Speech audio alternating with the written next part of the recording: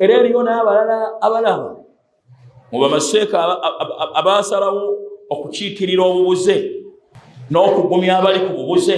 Twali ku Josi mu mukolo ogumu ogwa haji nga akomyewo e Makka. Seeka omu n'asituka n'agamba tetwabadde mu hijja nga abantu bonna abazze mu hijja banoonya jjana nga tewaliiwo sekiti ti bano beekindi oba beekindi, era mwabaddemu n'abashiya abavudde mu ggwanga lya Iraani 3,000, era ng'abantu abakubira enduulu, era gavumenti ya Saudi yabaaniriza mu nyaniriza y'enjawulo. Oyinza togamba nti si basiraamu. Okubeera omusiraamu tekubeera kwa bigambo. Okubeera omusiraamu kuteekeddwa okuba nga kulabikira mu nzikiri, kulina kuzimbirwa ku nzikirizayo. Nzikiriza efaanana etya?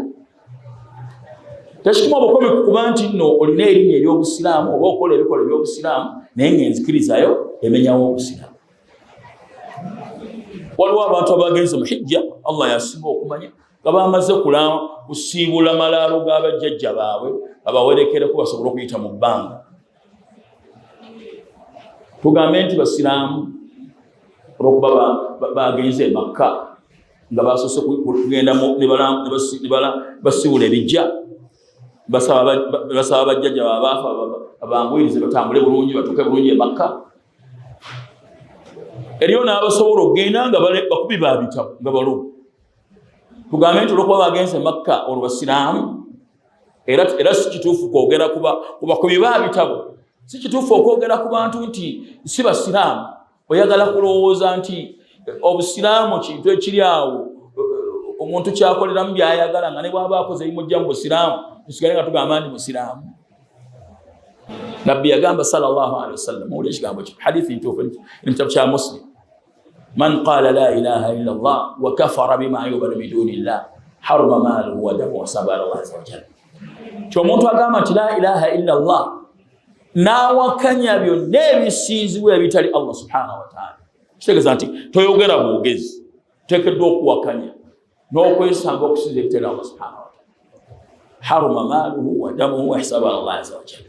Emaali ebeera ya muzizo n'omusaayi gwe teguyiibwa n'ebirala ebisigadde biri wakati we ne Allah subhanahu wa ta'ala. Dinga awakanyize ebisinzo bitali Allah subhanahu wa ta'ala. Muntu agamba musiraamu naye asinza bayimaamu 12. Oyagala tugambe nti asinza bayimaamu 12 afaanana n'abasiraamu abaga nti la ilaha illallah ne batongoza Allah subhanahu wa ta'ala, bonna basiraamu. Oyagala tugambe nti mu busiraamu omuntu tasobola kukola kintu kimujja mu busiraamu. Omuntu ne bwakola ekimujja mu busiraamu asigala mu ki? Asigala mu busiraamu. Kisi kituufu.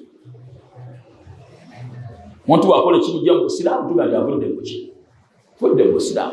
So tusobola kujja muntu mu busiraamu nga tannabakola kimujja mu ki? Tetugamba nti agundi si musiraamu atuteebereza buteebereza, wabula tunnyonnyola abantu ti bino bijja omuntu mu ki? Mu busiraamu. Omuntu bw'abikola aba avudde mu ki? Avudde mu busiraamu.